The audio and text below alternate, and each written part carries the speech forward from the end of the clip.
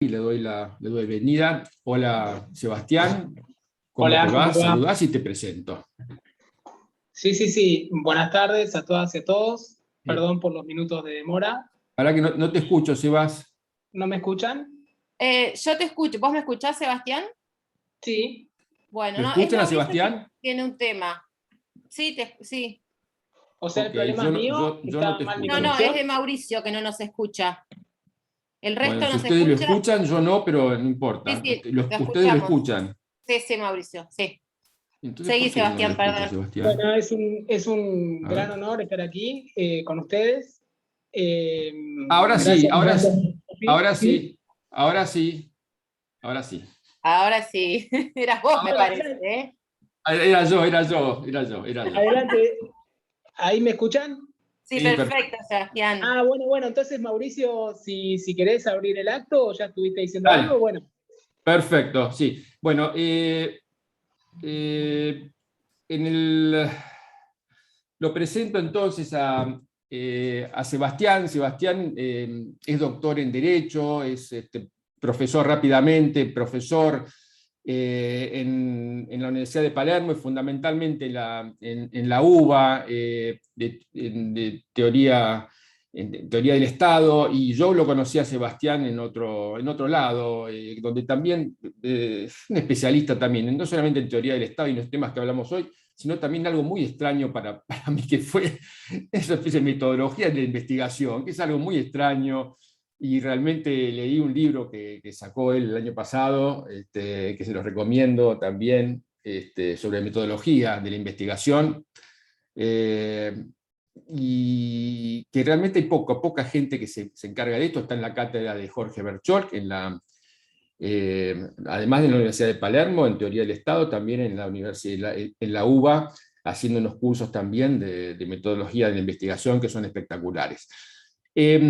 Bueno, dicho esto también, y sin más, le agradezco entonces a Sebastián la participación y aceptar, espero que podamos hacer muchas más actividades.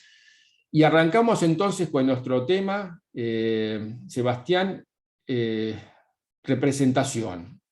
Yo he visto muchas cosas que vos has escrito, que he visto videos, que vos tenés un canal al cual después los voy a invitar a todos los que están acá para que se suscriban y lo vean en YouTube, porque es muy bueno. Y bueno, comenzamos entonces, Sebastián, vos con la charla, después ya iremos haciendo algunas Sí. preguntas. Podemos hacer como habíamos dicho, un diálogo, ¿no? Sí, vamos a hacer un diálogo, así que, Un pero vamos a intercambio. comenzar. Claro, entiendo que aquí estamos entre colegas, Totalmente. así que básicamente eh, conversar un poco sobre la representación política, sus problemáticas, sus limitaciones. Eh, este tema, pensaba, ¿no? En el tema de la crisis de la representación, eh, tiene que ver con una mayor participación ciudadana, una mayor presencia de la ciudadanía, un mayor interés en la cosa pública. Pensemos en los foros de discusión y de debate virtuales, ¿no? En los que abrevamos día a día. ¿Cuán fácil es hoy chequear la información? ¿Cuán fácil es participar de alguna red social, de algún debate? ¿Tiene que ver entonces con un mayor activismo ciudadano?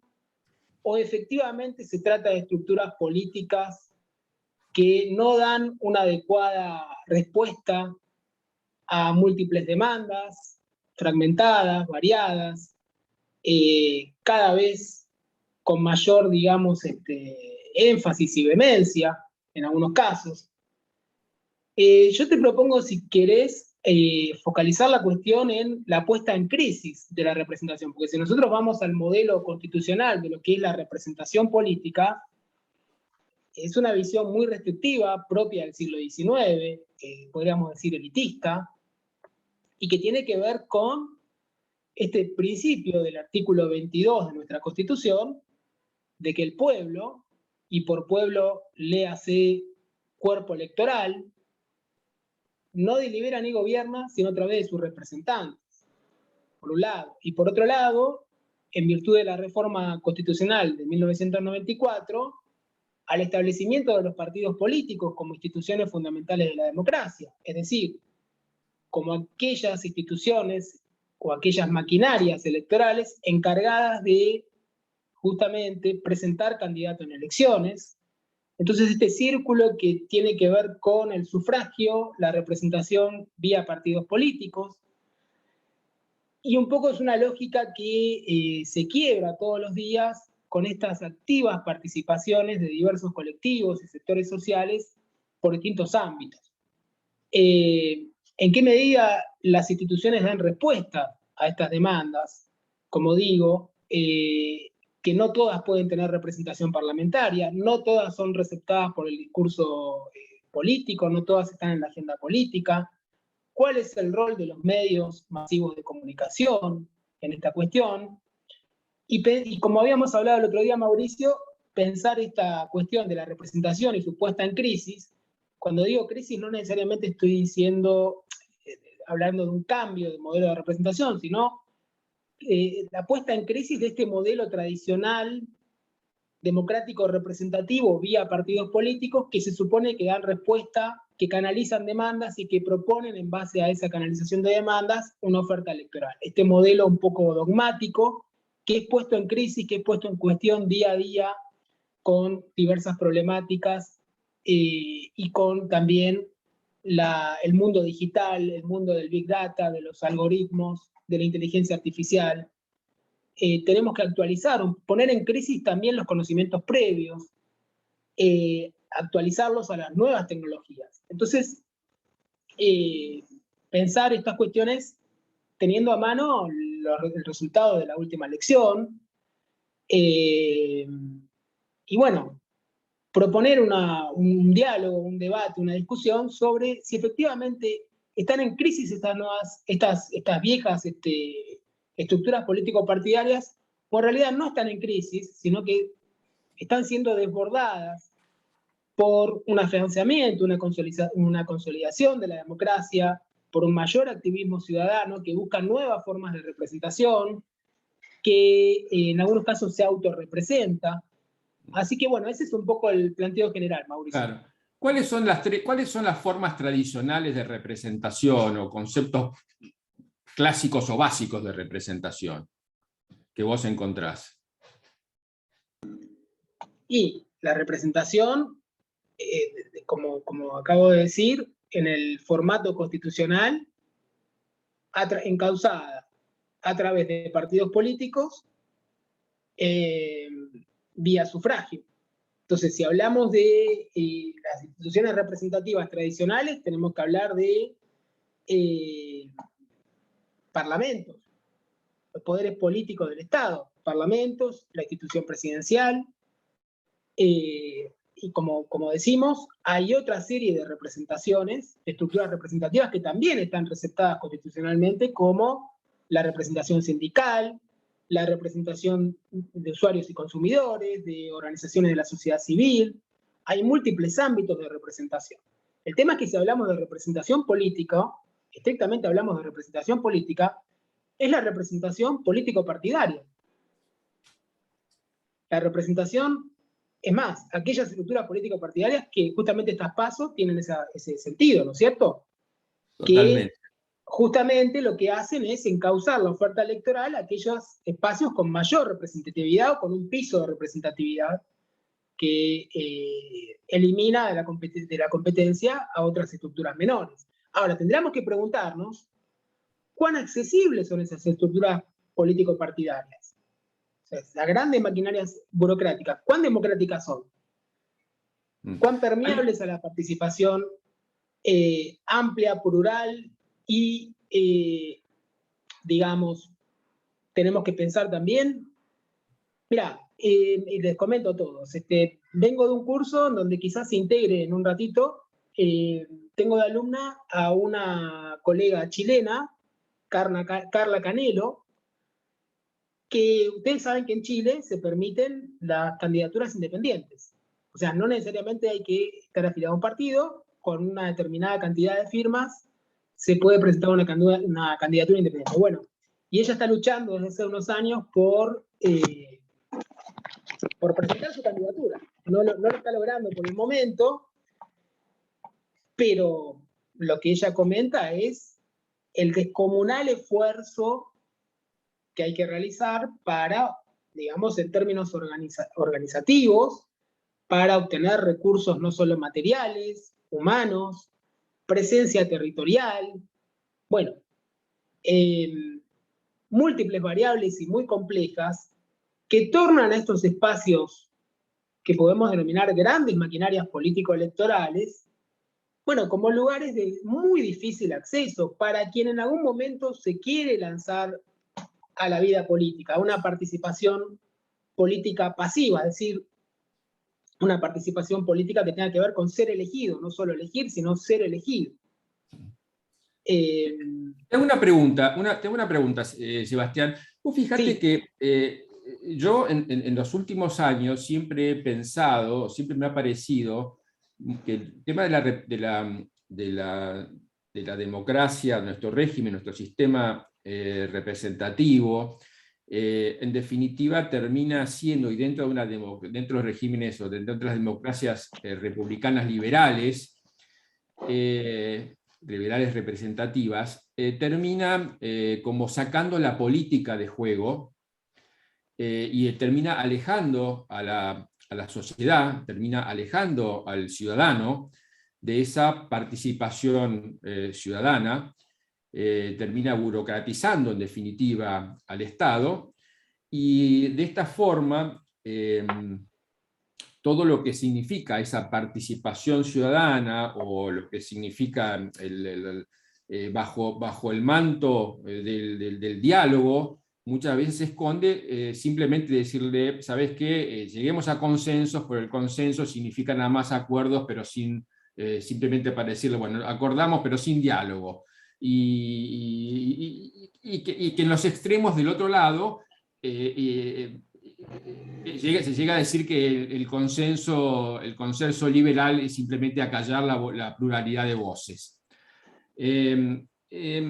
Yo no exageraría para ese lado, pero sin perjuicio de eso veo que hay una cierta tendencia hacia eso, y que eso crea una sociedad.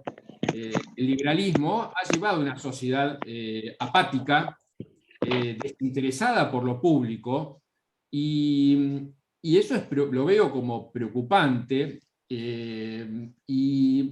pero por otro lado también veo que esto termina generando una grieta, y por otro lado una visión por el lado también del liberalismo, que defiende a ultranza estas instituciones republicanas muy, muy duras y muy cerradas, una crítica, por otro lado, a quienes defienden esta quizá mayor apertura hacia estos instrumentos más participativos, siempre pensando en lo peor, ¿no? En que, en definitiva, la apertura de mayor participación va a llegar a un descalabro de las instituciones democráticas, o sea, el exceso de democracia va a llegar a un caos. Entonces estamos siempre... Lo decía Bobbio, ¿no? El exceso de democracia puede conspirar contra la misma democracia, ¿no? Recordemos bueno, acá podemos recomendar alguna lectura clásica, Sí. Las promesas incumplidas de la democracia, de Norberto Bobbio. Un texto que ya tiene sus años, pero que nos habla muy bien sobre, bueno, esta idealización de la participación ciudadana plena y su difícil concreción en la realidad, ¿no? Ahora, yo pregunto, ¿podría ser de otra manera? Primero, cuando hablamos de democracia, la democracia del siglo XXI, como bien dijiste vos, hay un componente liberal muy fuerte que tiene que ver con la lucha contra el absolutismo y el reconocimiento por parte de los estados constitucionales, de una carta constitucional, en el caso inglés de una carta de derechos, de determinadas libertades civiles y políticas de los individuos que son preexistentes, previas a la constitución del propio Estado, que el poder está obligado a reconocer. Por supuesto que el ámbito de los derechos individuales cada vez se va expandiendo más. Y hoy, por eso les decía hace un ratito, tenemos que pensar en la democracia y la participación en términos digitales. Si no, estamos en un debate desactualizado. Tenemos que pensar en el mundo de las nuevas tecnologías de información y comunicación.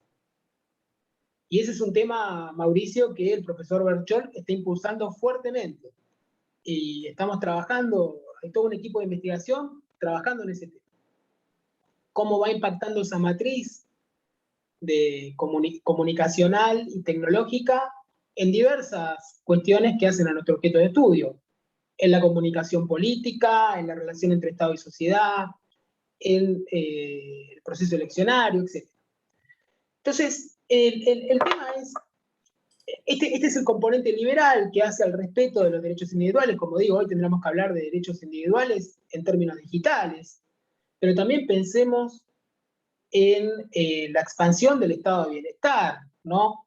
Y ahí vuelvo al texto de Bobbio. ¿Cuántas de estas promesas de la democracia? Ahí se está uniendo Carola Canelo, que es muy importante, esta colega chilena, para que también nos cuente su experiencia, ¿no? En el caso chileno, las dificultades que ella ha tenido para participar activamente de la vida política. Entonces, el tema de las primeras libertades civiles y políticas, luego aquellas vinculadas con las condiciones de bienestar económico, ¿no? de aseguramiento de derechos básicos en términos económicos, sociales, culturales, y hoy estamos avanzando hacia el campo digital. Bueno, creo que lo liberal tiene que ver con esto. No solamente hablamos de liberal, me parece a mí, en términos de protección de nuestra zona de reserva y nuestros proyectos de vida, sino también de la igualdad. Me parece que en términos amplios incluye estos reconocimientos, nociones mínimas de igualdad. Pensemos en acceso a la educación, a la vivienda digna, a la salud, bueno, en condiciones igualitarias. Esto también tiene que ver con derechos que hoy consideramos fundamentales. Y después está digamos, el componente estrictamente democrático, ¿no? Democrático de masas, la democracia de masas. Por eso hay politólogos como Aníbal Pérez Liñán, argentino que hace muchos años que está en Estados Unidos, que él dice, bueno, la democracia actual es una democracia liberal de masas. Bueno, justamente tiene que ver con esto, ¿no? Necesariamente son democracias representativas, no podría ser de otra manera, pienso yo, y que, bueno, justamente articular estas dos cuestiones, el componente liberal, el ideal de la democracia. Ahora, ¿cómo podemos satisfacer ese ideal de la democracia en condiciones estructurales de desigualdad? Condiciones estructuralmente económicas desiguales. ¿De qué estamos hablando cuando hablamos de democracia? Máxime de democracia representativa. Y planteo otro tema. Si estamos diciendo o partimos del presupuesto de que la competencia político-partidaria es una competencia de élites o entre élites, y estamos hablando de contextos sociales, de profundas desigualdades en Argentina, no sé si alguno de ustedes tiene el dato actualizado, pero estamos cerca de un 40% de pobreza, un poco más. Bueno, efectivamente hay una distancia allí naturalmente profunda entre representantes y representados. Estructuralmente es desigual y existe esa distancia. Ahora, vos decías esto de la apatía.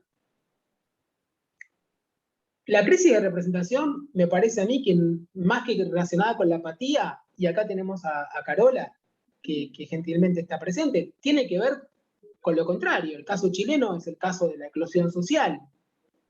O sea, lejos de la apatía hay un momento de rebelión, un momento en donde la calle es el lugar natural de la expresión, de la protesta, también de la represión estatal. Bueno, la apatía, ¿con qué tendrá que ver, Mauricio? Con altos niveles de abstención electoral, con voto en blanco, voto nulo, con el a mí no me importa.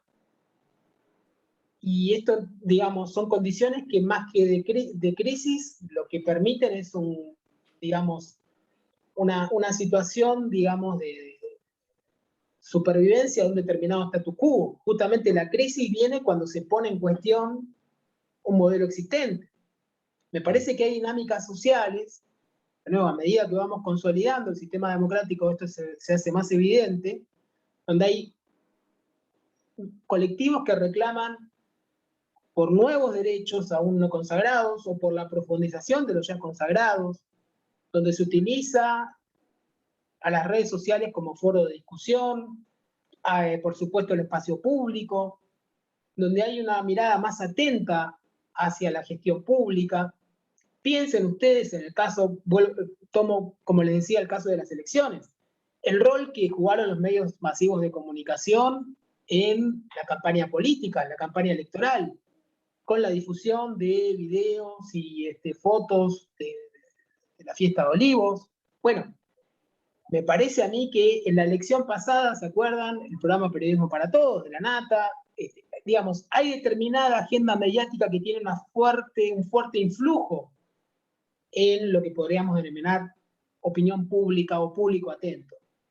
Entonces, me parece que esto que decís vos, de la apatía, la ajenidad, tiene que ver con una distinción muy clara entre lo público y lo privado, donde la política es cosa de los políticos, y yo me dedico, todo lo que quiero es que me dejen realizar mi actividad con la menor intromisión posible del Estado. Me parece que este es un discurso engañoso. Incluso lo hablábamos, Carola, en otro ámbito, me parece, contigo, aquellos que desde el discurso están reclamando un achicamiento dramático del Estado, son los que están luchando denodadamente por un cargo estatal. Y que incluso, fíjense ustedes, hay un espacio político, para no dar nombres, hay un espacio político que tiene este discurso y que, ¿dónde hizo su acto de cierre de campaña? Uno podría decir, consecuentemente, si yo reniego del Estado, lo tengo que hacer en un ámbito, digamos, privado. Qué sé yo, el Luna Park, por ejemplo. No, en el espacio público, en un parque público hicieron su cierre de campaña. Gracias al Estado que les iluminó el acto y que les permitió, digamos, que de alguna manera habilitó ese espacio público para que puedan disfrutar de él, hacer su acto gratuitamente, ¿no? Y cuestionen dramáticamente al mismo Estado.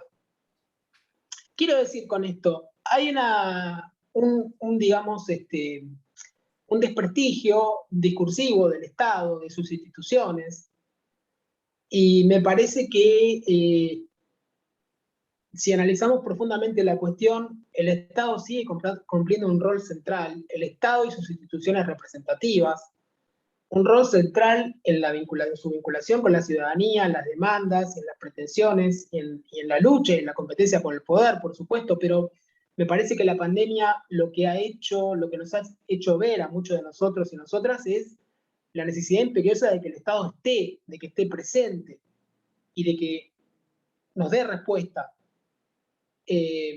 Bueno, dije muchas cosas a la vez, Mauricio. No, está perfecto, y yo le voy a dar la palabra ahora a Carola, pero antes les quiero, como introducción, le quiero decir a nuestro auditorio, para que vayan entendiendo, después de haber escuchado a Sebastián, quiero que vayan comprendiendo, a ver si se van dando cuenta por dónde va la mano de lo que estamos hablando. Quiero que lo comprendan y cuál es el objetivo un poco de lo que estamos haciendo, de lo que estamos intentando hacer. Sebastián, él tiene una posición dentro de lo que de su forma, él tiene una determinada posición muy abierta y muy clara, y dentro de lo que es lo académico, él nos está expresando una posición respecto, pero sobre todo respecto a lo político, a cómo analiza, él está él está dialogando políticamente. Yo soy politólogo de profesión, o sea, estoy hablando como politólogo. Entonces estamos teniendo nosotros, teniendo un diálogo, estamos teniendo un diálogo político.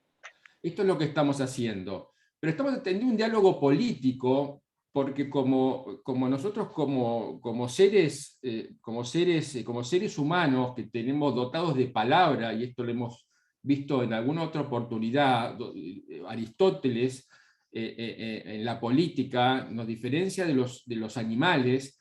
Tenemos el logo, tenemos la palabra, eso nos diferencia.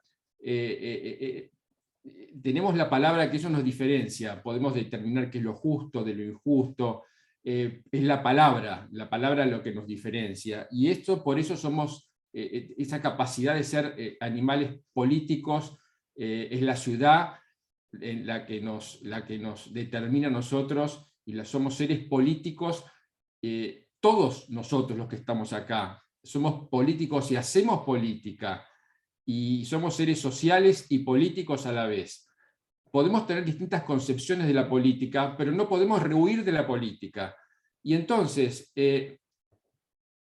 por más que la podamos vivir de distintas formas, pero vivimos juntos, tenemos que convivir, necesitamos convivir, y para poder convivir entre seres humanos tenemos que hablar, tenemos que poder expresarnos. Digo algo, Mauricio, te acoto algo. Vos decías al principio lo de la metodología, lo de la investigación. Mi propuesta, por lo menos, es hacerlo en un ámbito como este, que es un ámbito académico, donde más que las opiniones y las cargas ideológicas, lo que importa son los datos, que todos podamos corroborar, verificar, y en base a datos, a información, poder ir discutiendo y dando nuestras opiniones, pero con respeto, tolerancia y pluralismo, como bien decís, sabiendo Claro. que este es un ámbito donde dialogamos, ¿no? Exactamente, y el hecho es eso, es poder encontrar conflictos, podemos debatir, y podemos expresar opiniones. Entonces, por otro lado, lo que estamos haciendo es política, y uno de los grandes problemas, de los graves problemas y de los peores problemas con los que como ciudadanos nos podemos encontrar es no hacer política. O sea, un ciudadano que no hace política no es un ciudadano. O sea, perdemos esa capacidad, dejamos de ser seres humanos si no tenemos esa cualidad, si no desarrollamos esa cualidad de vincularnos con los otros haciendo política. Hacemos política dialogando, porque es de la forma que podemos convivir preocupándonos con el otro. Es esa forma de poder convivir con nosotros, es hacer política. Si nosotros despolitizamos el ámbito de convivencia con el otro, y ese es el problema que nosotros tenemos en nuestra sociedad, es lo que sucede con la sociedad argentina. Cualquier ámbito, cualquier partido político, cualquier grupo político que tienda a despolitizar a la sociedad, a nosotros, que acalle nuestra voz, o que nos diga, ¿sabés qué, flaco? Vos correte que nosotros nos ocupamos, que tienda a despolitizar el espacio público, está tendiendo o nos está haciendo a nosotros a que nos desvinculemos de los demás, a que nosotros nos está enseñando a que nosotros perdamos nuestra capacidad de vincularnos con el otro, con los otros. Y esto es un poco lo que yo por lo menos he advertido o advierto que muchas veces en los últimos años ha sucedido, o es una de la mala tendencia, del mal resultado, que los gobiernos liberales o que neoliberales produce. O sea, tiene mucho de bueno, pero o puede tener algunas cosas buenas, con las cuales comparto, pero uno de los efectos malos que tiene es esta despolitización, o sea, del espacio público común. Y esto es una cosa que la veo que es nociva, porque lo que hace es a la gente, dividir a la gente entre lo que son los intereses personales y particulares, y hacer que el individuo no alcance a ser nunca, darle las cualidades necesarias para que se transforme en un ciudadano. Y esto lo puedo decir a nivel teórico, pero también a nivel de legislación, porque la Constitución Nacional Argentina habla de ciudadanos, y para ser ciudadanos yo requiero tener ciertas cualidades que me permitan a mí ejercer un rol que es distinta a la del habitante. Yo necesito ejercer ciertos valores, que los tengo que desarrollar, tengo que participar, de cumplir ciertas funciones. Y si yo no las hago, no cumplo con ese rol. Y entonces esto es algo que yo lo tengo que comprender, porque por otro lado, si no, aparecen otros extremos por otro lado. O sea, por un lado, esto se produce esta despolitización que trae efectos nocivos, y que esto es lo que yo entiendo que adolece algunos gobiernos de centro, de derecha, de centro, liberales, y llevados a la máxima expresión, es despolitizar totalmente al individuo, de forma tal que ni siquiera existe una sociedad de ciudadanos. Por otro lado, nos encontramos con populismos fanáticos, donde esta participación ciudadana está orientada a satisfacer los deseos de un flaco o flaca que se erigen en el líder carismático. Pero eso es algo que está en el otro extremo. Pero en el medio tenemos que encontrar algo. Entonces es evidente que nosotros, y cuando lo que estamos tratando de hablar aquí, es en el medio, estamos hablando de una especie de cosa en el medio. En el medio nosotros tenemos un régimen constitucional que ha quedado vetusto, donde sin duda esas formas republicanas tradicionales, quizá liberales, como las que tenemos nosotros, agarradas a ciertos valores tradicionales que queremos nosotros, están grabados afuera en un lado, sin duda que ya no funcionan de la forma como están. Y acá voy a Chile, porque en Chile, nosotros, que yo creo que tenemos una democracia, una república dormida, en Chile apareció que ellos dijeron, ¿sabés qué? Esto no va más en serio. Entonces aparecieron, los que en otros países aparecieron los indignados y eso. En Chile aparecieron unos flacos que salieron y dijeron, no, tenemos que reformar todo. Entonces, y ahí, bueno, hubo todo un movimiento para decir, directamente no queremos el sistema no queremos el sistema entonces vamos a hacer vamos a hacer una convención donde quizá el resultado final modifican todo el sistema. Entonces, esto es un poco lo que yo les quiero transmitir, hasta dónde se puede llegar, dónde pueden llegar estas cosas. Por eso que digo que nosotros estamos preocupando acá con la selección del otro día, de si esto, si aquello. Esto es mucho más profundo. Vamos a algo mucho más profundo. Me parece que acá estamos todavía jugando como si fuéramos con chicos y no nos damos cuenta de la profundidad que tiene esto. Entonces, esto es un poco lo que estamos tratando lo que yo por lo menos estoy tratando de fomentar estas discusiones acá. Si cambian de gabinete, si esto, me parece que es un juego de son grandes jugando juegos de chicos, repartiéndose las cosas mientras nosotros estamos acá dormidos. Entonces, por eso es que quiero ahora le doy la introducción. O sea, quizá nosotros con Sebastián tenemos visiones distintas, pero simplemente lo que estamos, y a lo mejor también y con Carola también. Pero bueno, simplemente estamos exponiendo para que ustedes puedan ver las cosas distintas que suceden en distintos lados. Y no tan lejos. Bueno, entonces, Carola. Muchas gracias, doctor Sancario, doctor Devoto, la invitación, poder compartir.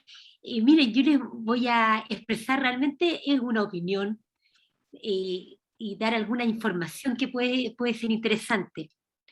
Porque además es una opinión porque quizás bastante es de una visión que yo llamo independiente en relación con las estructuras políticas tradicionales.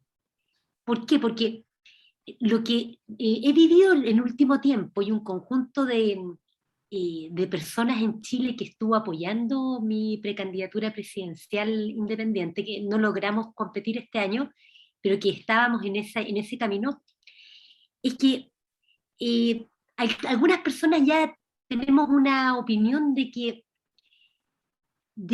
la representación es la que impide, en términos prácticos, que los ciudadanos puedan desarrollarse como tal. O sea, yo soy de la firme opinión, ahí tengo una diferencia con el doctor Sankari cuando hablaba de la democracia representativa, porque yo pienso que la representación es un impedimento para que los ciudadanos podamos tomar decisiones políticas gruesas, importantes, como por ejemplo, no las decisiones cotidianas, sino que las decisiones grandes, por ejemplo, las decisiones políticas de contenido de la Constitución, pero en votación directa, no a través de representantes, del contenido de las leyes, el contenido de los tratados, un poco lo que era la democracia ateniense, que era una democracia que era más directa, donde los ciudadanos sí decidían por el voto directo, en esa época en la antigüedad, el contenido directo político de las normas. Ellos no elegían representantes. Entonces, desde mi punto de vista, la representación, yo la veo como una especie de violación de derechos políticos, porque en el fondo, cuando a un ciudadano que es mayor de edad se le obliga a elegir un representante, en el fondo se mira al ciudadano como si fuera incapaz. Yo lo miro desde el punto de vista jurídico, porque por lo menos lo que uno aprende en derecho es que a uno le asignan un representante a los niños, a los que son menores de edad, a los adolescentes, a los dementes, a la gente que es discapacitada en algún aspecto mental, a los que no tienen una voluntad seria, a ese tipo de personas se le asigna un representante. Entonces, yo veo con malos ojos, como opinión personal, de que los ciudadanos tengamos representantes, porque en el fondo eso supone que entonces no tendríamos capacidad para tomar decisiones políticas. Y por otro lado, yo llamo como a distinguir lo que es la decisión política o dimensión política que nos pertenece a todas las personas como algo distinto a las decisiones de autoridad.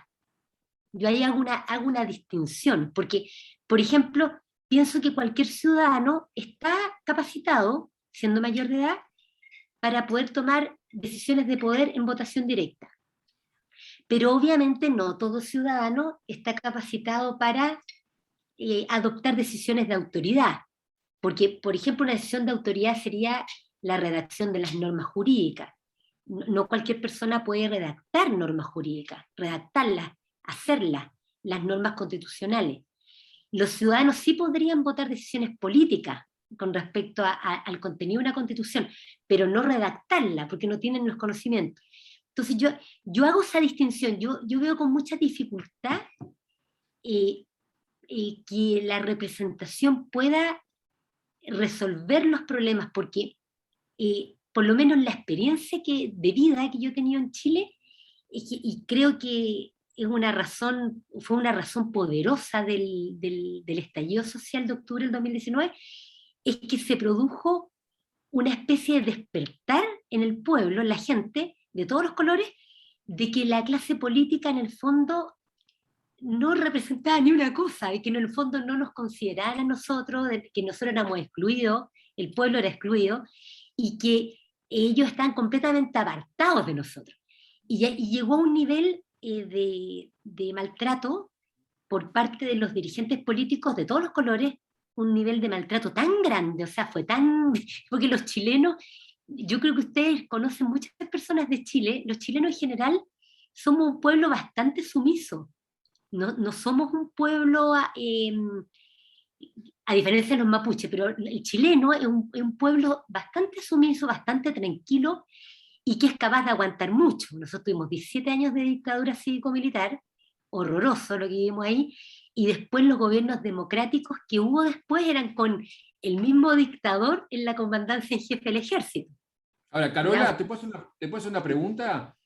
La idea tuya esta, ¿crees que puede tener algún viso puede cuajar adentro de esta convención constituyente? No, lo veo, es difícil porque es una idea, porque yo creo que sería bueno para el país algo así, para cualquier pueblo, pero claro que lo encuentro difícil, porque hoy día hablábamos en la cátedra con el profesor Sankari que efectivamente las clases políticas se resisten profundamente a cualquier cambio. O sea, la clase política siempre va a tratar de mantener la representación, porque si pierden la representación, ahí pierden el poder. Así lo veo yo. Yo creo que la clase política pierde su poder económico, político, todo lo que proviene de ahí, si se termina con la representación. Igual me parece que, perdón, es sí, muy termina difícil. Carola. Sí, Termina. lo veo muy difícil de que la convención constitucional que se eligió, lo veo muy difícil que ellos vayan a tener una idea de una democracia directa o una idea de terminar con la representación, porque los mismos grupos que llegaron a candidatearse como constitucionales, como miembros de esa convención, al mismo tiempo son operadores políticos o grupos políticos nuevos que tienen la misma lógica de la representación. Entonces yo lo veo como supone un cambio de forma de pensar que yo creo que no, a lo mejor no, yo creo que un sector de la población creemos esto, pero a lo mejor la mayoría todavía cree, yo creo que la mayoría en Chile cree en la representación todavía. La gente todavía cree que esa es la mejor forma en nuestro país. Sebastián. Igual me parece que, no, quiere decir que para que el debate sea, o lo que estamos planteando sea un poquito más completo, me parece a mí que la administración pública, el manejo cotidiano de la cosa pública, está en manos de personas no representativas en términos políticos. No podemos olvidarnos de lo que significa la burocracia, la tecnocracia, un concepto, no sé si proviene de la ciencia política, que desde hace unos 50 años acuñó el politólogo Guillermo O'Donnell, el Estado burocrático autoritario como un tipo de Estado latinoamericano. Él ponía el caso de Brasil, de Argentina. Es decir, una estructura política que limita la representación política lo máximo posible y que está en manos de corporaciones, bueno, Carola, el caso ya más acá en el tiempo, chileno como paradigmático de los Chicago Boys, ¿no? De este gobierno, del gobierno neoliberal, el gobierno de las corporaciones, el gobierno de los tecnócratas, de los especialistas. Bueno, entonces uno podría preguntarse, como lo decíamos hoy en el curso, Carola, ¿podría ser de otra manera? En la sociedad del conocimiento, de la especialización, del mundo informático hoy, ¿podría ser de otra manera? ¿Cuán democrático puede ser una sociedad de ese tipo? Y vos hablás de la no representación. Bueno, la no representación naturalmente ya se da, porque efectivamente gran parte de la administración pública la realizan, digamos, como te digo, personas que no están sometidas a ningún proceso electoral. Pero por otro lado uno podría decir, bueno, lo que decís vos, lo que planteás vos, representar nuestros propios intereses, bueno, podría funcionar en un modelo estatal muy descentralizado, donde hablemos específicamente de comunas o de, digamos, departamentos, ¿no? En el caso argentino tenemos las comunas en la Ciudad Autónoma de Buenos Aires, pero de todos modos necesitas articular, digamos, de alguna manera, organizar y articular opiniones, puntos de vista, pareceres. Me parece que la representación es un camino, digamos, necesario en ese sentido.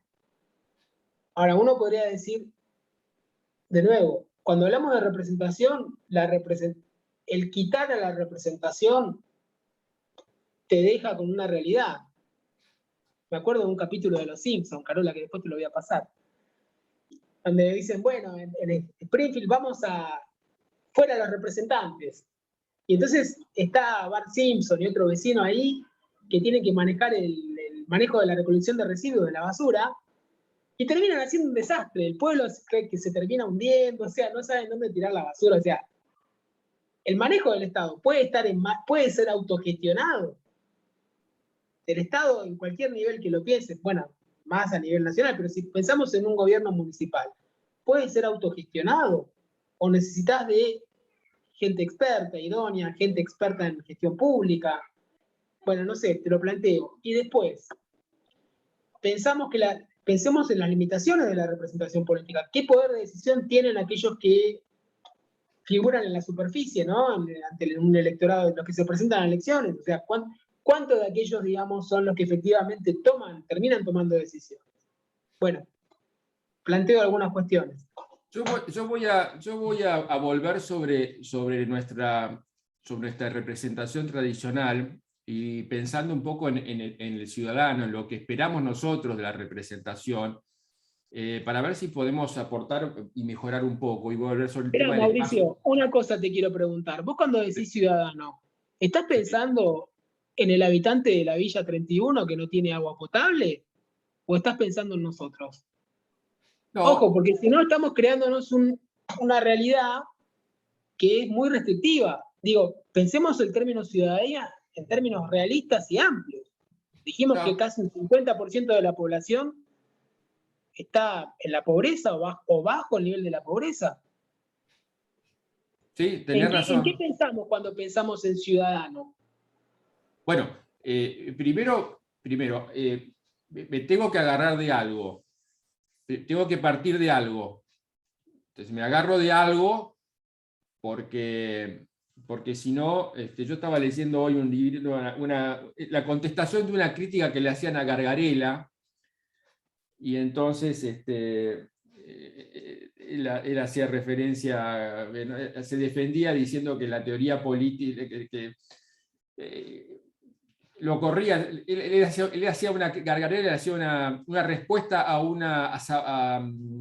a Sartori, que hablaba de la democracia, como diciendo que Sartori criticaba todo lo que no era una cosa muy dura y no muy estancada sobre su definición de la democracia, criticando la deliberación y todas estas políticas participativas y todos los que hablaban de que no le gustaba, que era todo con un bla bla bla, y entonces Gargalé decía, bueno, pará, porque no todo es, ¿viste? No todo es no todo lo que no es eficiente, lo que no es eficiencia, lo que no es que se pueda tocar, es todo, también lo ideal, qué sé yo, sirve, ¿viste? Entonces, bueno, no es que no crea como Sartori, ¿viste? Qué sé yo, pero de algo me agarro.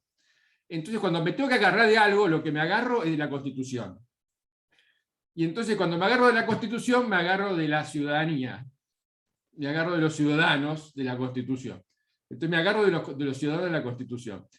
Y entonces voy al tema de la representación y pienso que, y me agarro de la forma de gobierno establecida por la Constitución, la forma representativa, republicana, y pienso que por qué se estableció. Después, si querés, otro día hablamos de quiénes participaron de la Constitución del 53 y por qué, y quiénes no participaron, ¿no?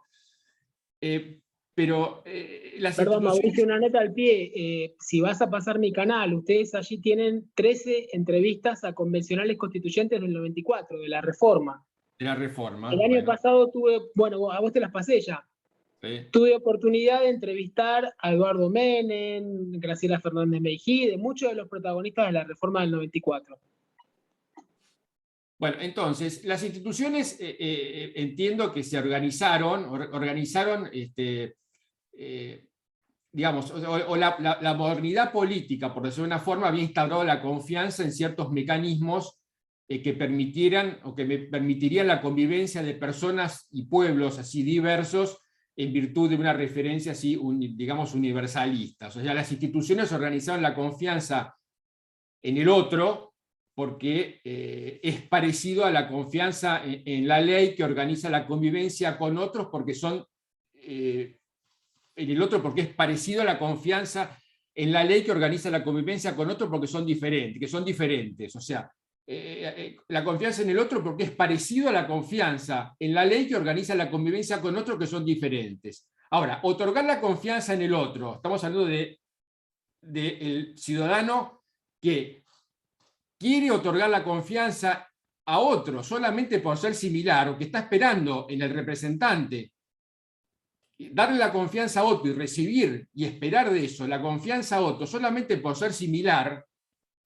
y después dice que no se siente representado, o sea, otorgar la confianza a otro solamente por ser similar, mujeres que representan a mujeres, nosotros a los nuestros, yo creo que es imposibilitar la constitución de un espacio público de la ciudadanía. O sea, que es el lugar donde yo entiendo que se establece esa coexistencia de lo diverso. O sea, en definitiva, entiendo que sin una adecuada representación, o sea, sin el trabajo de esa mediación institucional que concreta e integra, o que concreta e integre qué es lo diverso en un espacio público y común, la sociedad va a tener o tiene grandes dificultades para verse, para descifrar y para hacer operativa lo que es en definitiva esa multiplicidad social.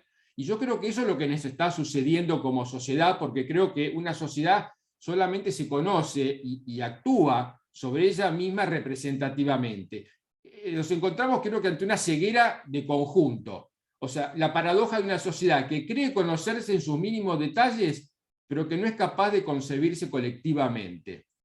O sea, como dijiste, hay medios de comunicación que llenan informes y encuestas y seguir desconociendo absolutamente la sociedad que tenemos adelante. O sea, ¿qué parte de responsabilidad por las consecuencias de esta ceguera le cabe a la política y a los gobiernos que produce?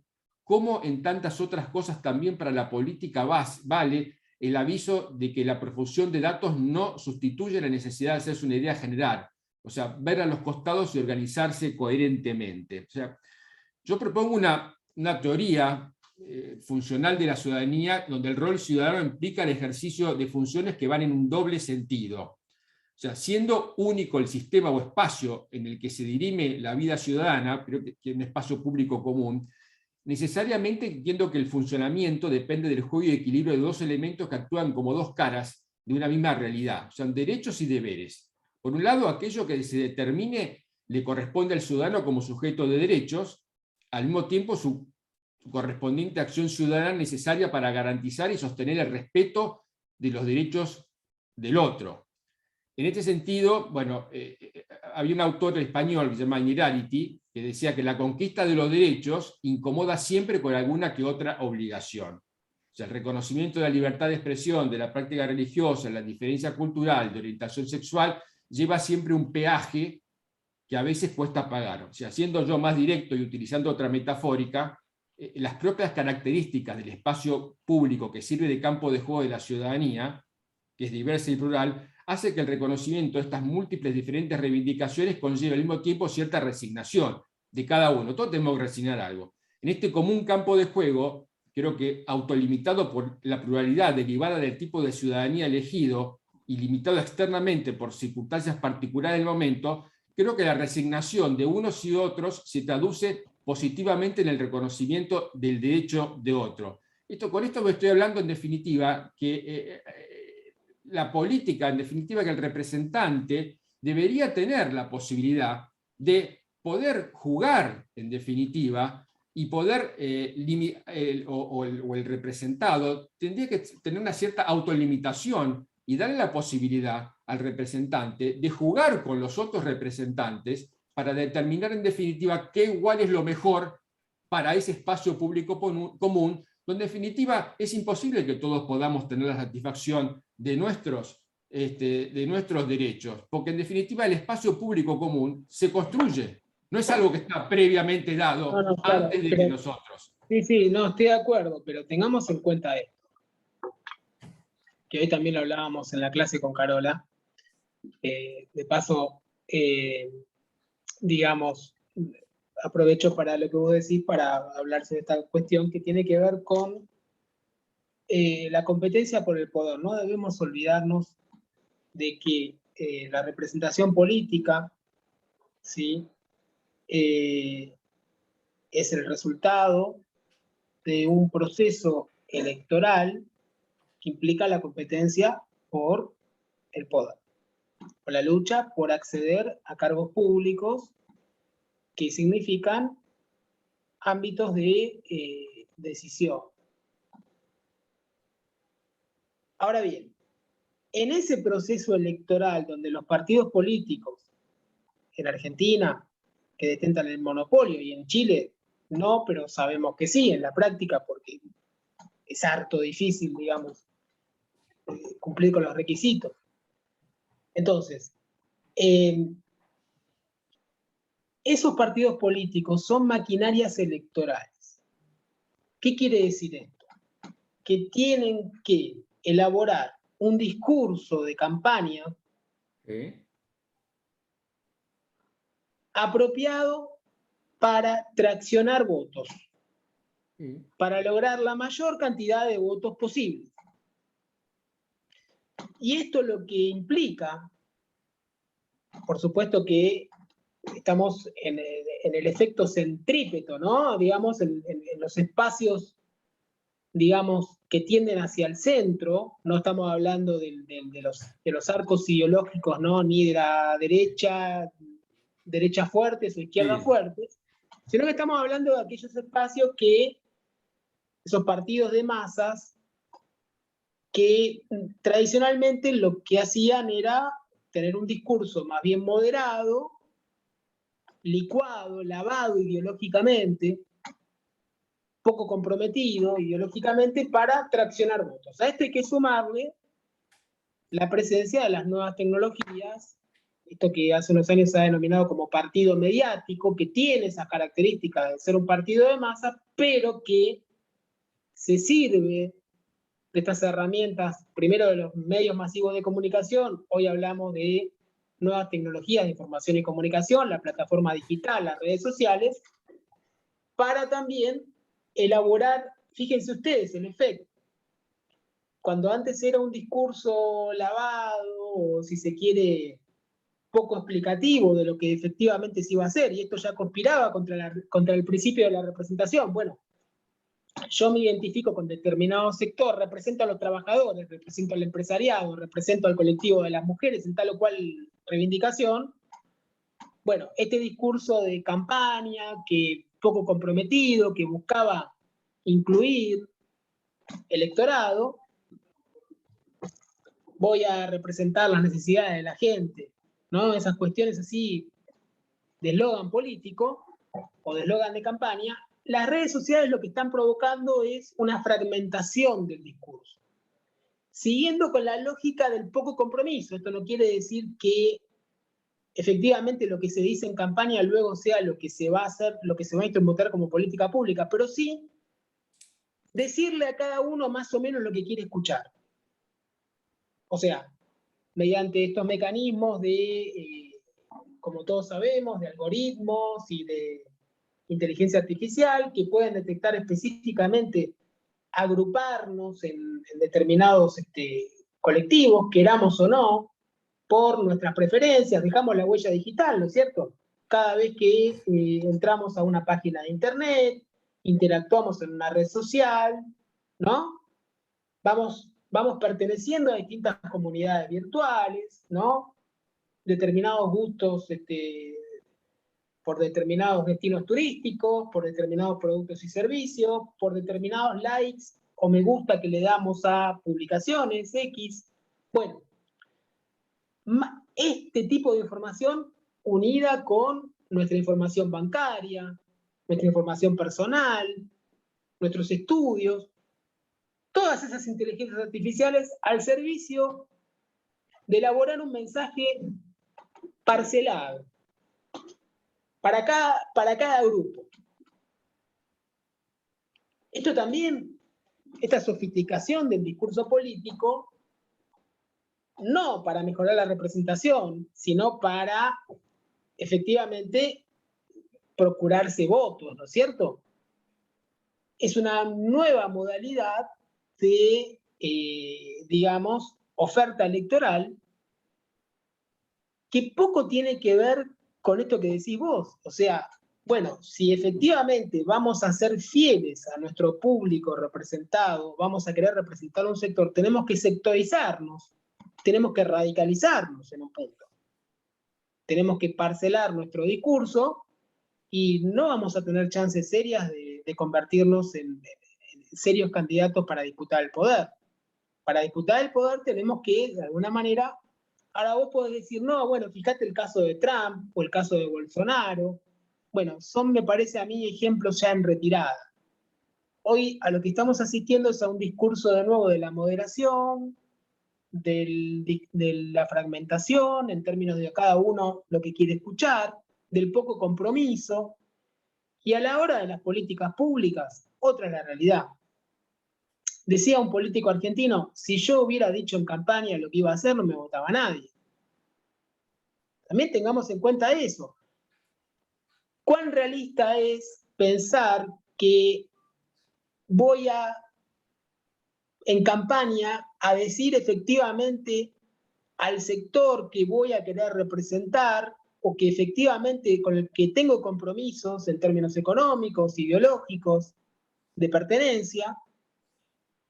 ¿Cuán fiel va a ser mi discurso a lo que efectivamente propongo como política pública o lo que proyecto realizar como política pública si llego al gobierno? Entonces, tengamos en cuenta esto. Como decías vos hace un ratito, no se puede satisfacer a todos. Bueno, justamente, en sociedades como las nuestras, donde hay diversos intereses, fragmentadas, profundamente desiguales, con desigualdades estructurales. Bueno, ¿cómo articular algún discurso que pueda unir todas esas realidades, por lo menos para llegar al poder? Y cómo luego gobernar representando lo diverso y lo opuesto en algunos casos. No me parece muy realista pretender eso de un cuerpo gubernamental. No sé qué opinan ustedes.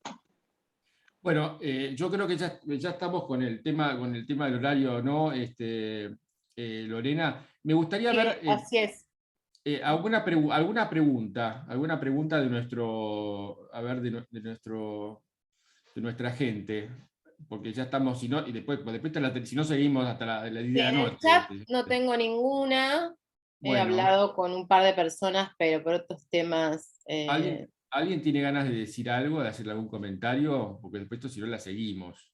Si no seguimos, nosotros seguimos, Sebastián y Carola seguimos hasta tarde.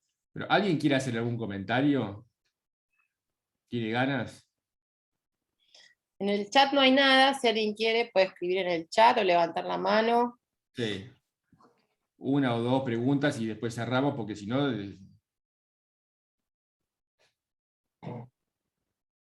Bueno, yo le quiero hacer una pregunta a Carola, que nos cuente brevemente cómo fue que ella se decidió a participar activamente y a querer competir por el poder en su país. Bueno, Carola y después Cecilia, y ahí cerramos. Dale, Carola. Una situación muy como de racionalidad, pero también hubo un tema como de una fuerza interior, porque ocurrió lo siguiente, brevemente. El año 2016 por ahí me hicieron una entrevista en la televisión, que fue una entrevista en vivo, y que la habían censurado el día anterior.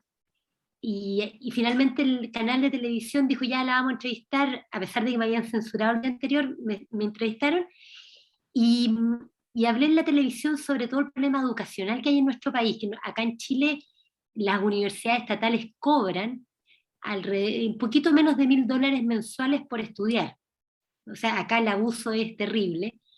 Y entonces yo fui entrevistada y planteé mis puntos de vista, y esa entrevista que fue en vivo produjo que me empezó a llegar miles de twitters y se produjo una viralización de esa entrevista.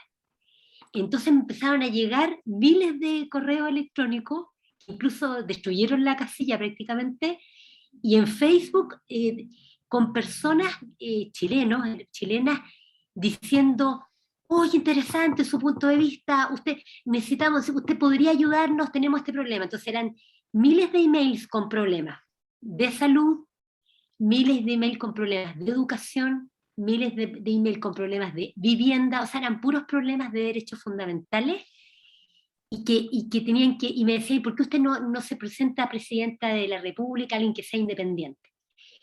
Y la verdad es que cuando vi eso me conmoví. Yo del 2019, 2016 yo ya veía socialmente que mi país iba a estallar. Yo me di cuenta, no sé si ustedes perciben lo mismo a lo mejor en Argentina, que pueda ocurrir algo similar, pero yo lo percibía por el nivel de desigualdad que tenemos acá.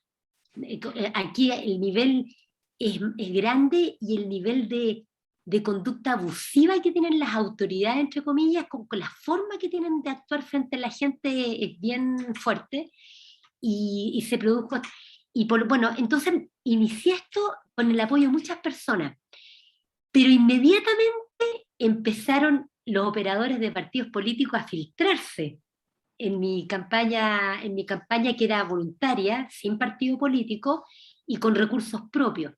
Y una de las reglas que puse yo inmediatamente fue que no se manejara dinero de las personas, porque siempre el dinero hace que no haya ningún tipo de independencia. Efectivamente, si uno es financiado por un grupo, ese grupo después determina las políticas. Entonces, la idea fue esa. Y durante el desarrollo de esta precandidatura presidencial, ahí me fui cuestionando hartas cosas. Me fui dando cuenta de este planteamiento que yo hago ahí, que es un tema que requiere, por supuesto, más reflexión, de esto de que veo con mucha lejanía el tema de la representación, en el sentido que lo veo como algo que finalmente no representan realmente. Los partidos políticos no cumplen esa labor realmente. Ellos actúan en beneficio propio nomás. Y yo creo que esa es la razón de lo que ha pasado en Chile. Pero eso fue lo que ocurrió. Se produjo como una situación en que vi que podía hacer una contribución. Sentí mucha tristeza de ver tanto sufrimiento humano a nivel de mi país. Esa fue la motivación. Muchas gracias, Carola. Bueno, teníamos una pregunta. ¿Estás ahí? Hay alguien que estaba en el auto. Cecilia era, ¿no? Pero ahora no la veo. Me parece que se fue. Era un OK que hacía, pero la busco y no la encuentro. Era Cecilia, si no me equivoco. Bueno, queda un lugar, si alguien quiere. Espero que no haya chocado, porque estaba en el auto. en el auto, ¿no? Sí, espero que no. O que no les han hecho una multa. No, creo que fue un saludito de OK que puso. Buen saludo. Sí. Bueno, si no, dejamos acá, entonces, bueno, Sebastián, Carola, muchas gracias por la participación. Sebastián, muchísimas gracias. Seguiremos. Un placer. Seguiremos con algún otro tema. A todos los que participaron, les agradezco, y bueno, seguiremos con otro tema. Seguramente la semana que viene tenemos... Sí, el 29. El 29 es un tema internacional. Así que, bueno, nos estamos viendo. Lorena, muchas gracias. Gracias a todos. Gracias por unirse. Muchas gracias. Bueno, Sebastián, saludos. Candela y Sebastián. Carola, perdón. Un saludo grande. Gracias. Muchas gracias, Sebastián. Muchas gracias. Hasta luego. Chao, chao.